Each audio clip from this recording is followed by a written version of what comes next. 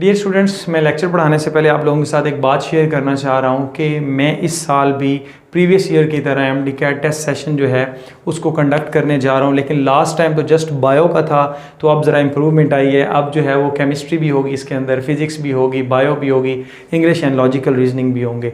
तो ये total 20 test हैं। अगर आप 20 टेस्ट को सब्जेक्ट वाइज देखते हैं तो ये टोटल 100 टेस्ट बनते हैं। और हर टेस्ट के बाद डियर स्टूडेंट्स क्या होगा, एक कंसेक्टिव उसके फ़ौरन बाद ही जो है वो क्लास होगी, दैट इज़ डिस्कशन क्लास। वो इसी तरह से ये 100 लेक्चर्स बनते हैं।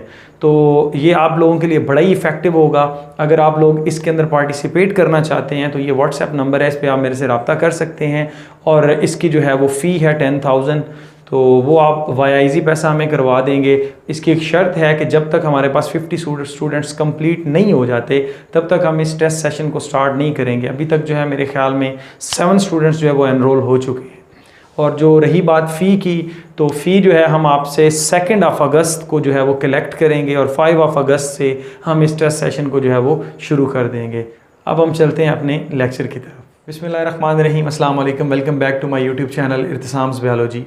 Dear students, MDCAT lecture series के लेक्चर नंबर 9 के अंदर आज हम पढ़ेंगे क्रेब्स साइकिल और उसके साथ साथ इलेक्ट्रॉन ट्रांसपोर्ट चेन।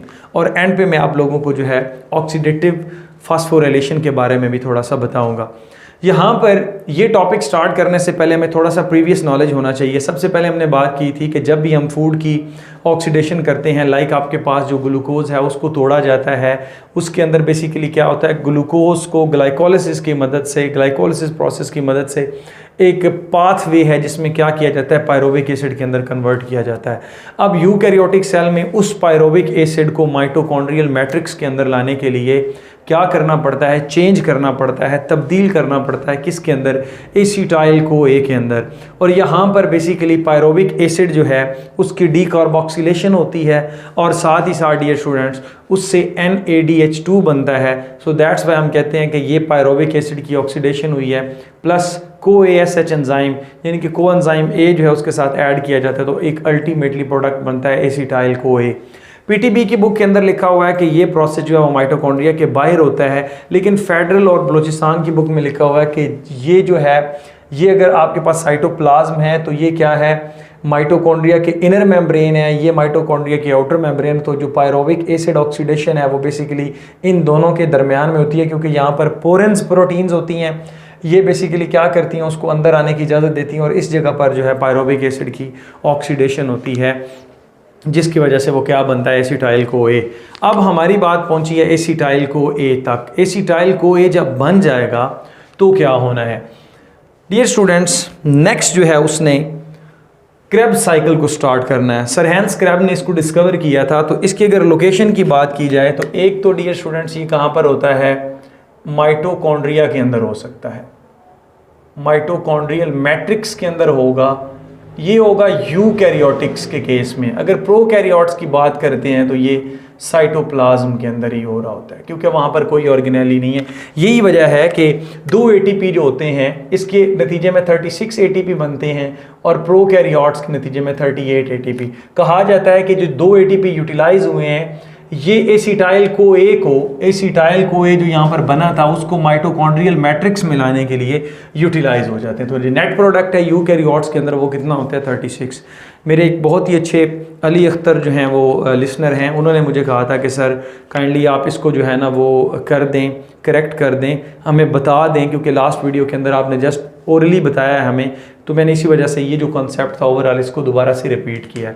अब हम चलेंगे डियर स्टूडेंट्स क्रेब्स साइकिल की तरफ।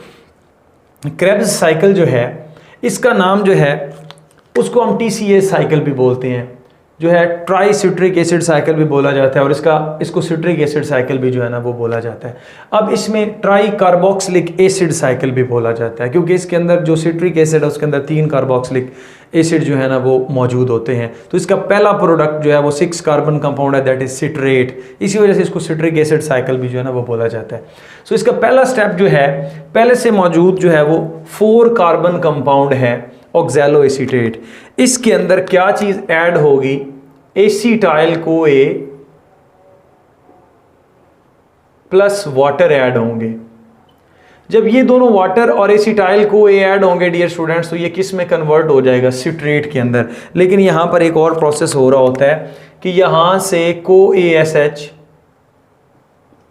जैसे ऐड हुआ था वैसे का वैसा निकल आता है। यही वजह कि हम कहते हैं कि एंजाइम जैसे एंटर होते हैं वैसे ही वो एसएच निकल आते हैं, क्योंकि इससे प्रीवियस जो था जहाँ पे पायरोविक एसिड से एसिटाइल को ए बनाया वहाँ पर को एसएच ऐड हुआ था। तो इसका काम सिर्फ ये है कि इसने ये 2 कार्बन कंपाउंड जिसको एसिटाइल को ए कहते हैं, वाटर की प्रेजेंस में इसको सिट्रेट 6 कार्बन कंपाउंड के अंदर ये कन्वर्ट करवाने में हेल्प करता है। अब ये जो सिट्रेट है इसने डियर स्टूडेंट्स किसके अंदर, ये सिट्रेट आपके पास है। स्टेप नंबर 2 मैं इक्वेशंस में इसलिए लिखता हूं क्योंकि एंट्री टेस्ट के अंदर इक्वेशंस की फॉर्म में पूछा जाता है। सिट्रेट ने किस में जाना है, सिस एकोनिटेट के अंदर जाना है। ये इसका बेसिकली क्या है, इसकी दूसरी फॉर्म है। सो यहाँ पर मेनली होता क्या है, डिहाइड्रेशन होती है इस प्रोसेस के अंदर। तो यहाँ पर मैं मेंशन कर देता हूँ कि यहाँ पर डिहाइड्रेशन हुई है, जो वाटर है वो जो है रिमूव हुआ है, तो ये क्या बना है, सिस एकोनिटेट। सिस एकोनिटेट में जब वाटर ऐड किया जाता है, सिस एकोनिटेट में वाटर ऐड हुआ तो ये क्या बना, आइसोसिट्रेट बना। तो ये भी आपके पास क्या है, 6 कार्बन कंपाउंड है। ये भी क्या था, 6 कार्बन कंपाउंड था।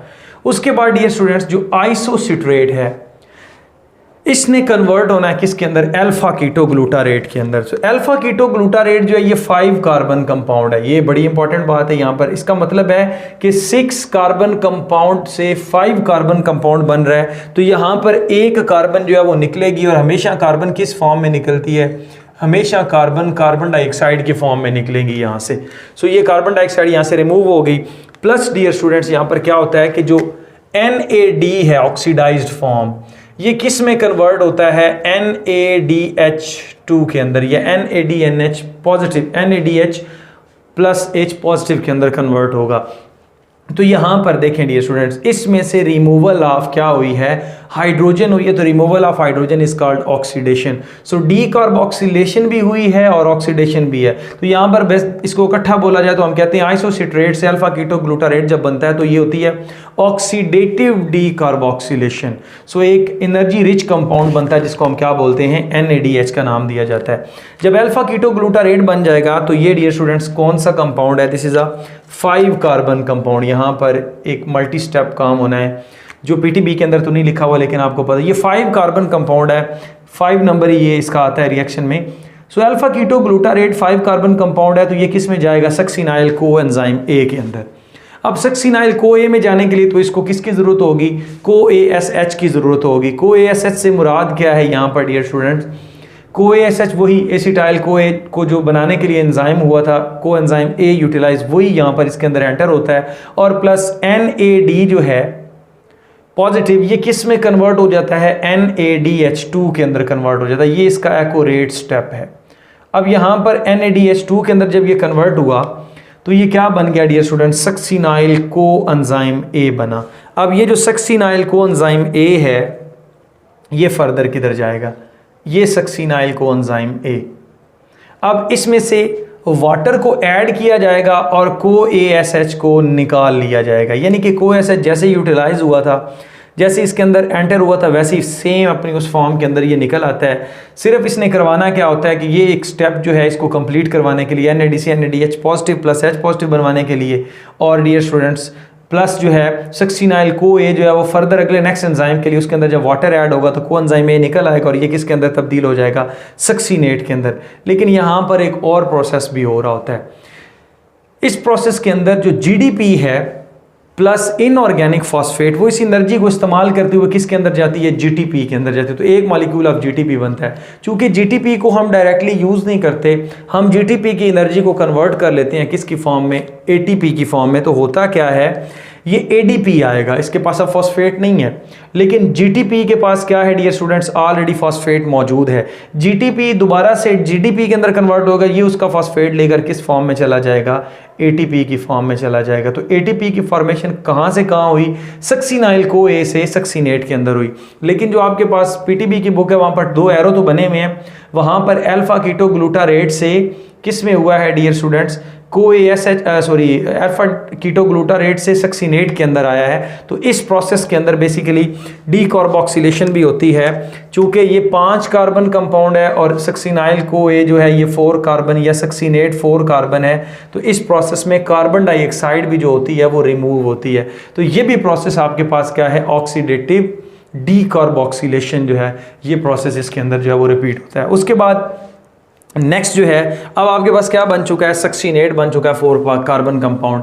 अब सक्सीनेट जो है ये फ्यूमारेट के अंदर कन्वर्ट होता है। यहाँ पर इसकी भी बेसिकली क्या हुई है, ऑक्सीडेशन। सक्सीनेट की ऑक्सीडेशन होती है क्योंकि FAD पॉजिटिव FADH2 के अंदर जाता है।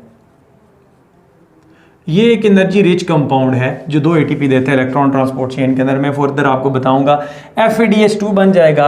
अब फ्यूमारेट भी जो है वो 4 कार्बन कंपाउंड है। नेक्स्ट डियर स्टूडेंट्स, ये फ्यूमारेट जो कि 4 कार्बन कंपाउंड है, इसके अंदर वाटर ऐड होगा तो ये मेलेट के अंदर चला जाएगा। अब मेलेट ने क्या करना है, मेलेट ने दोबारा से ऑक्सैलो एसीटेट के अंदर जाना है।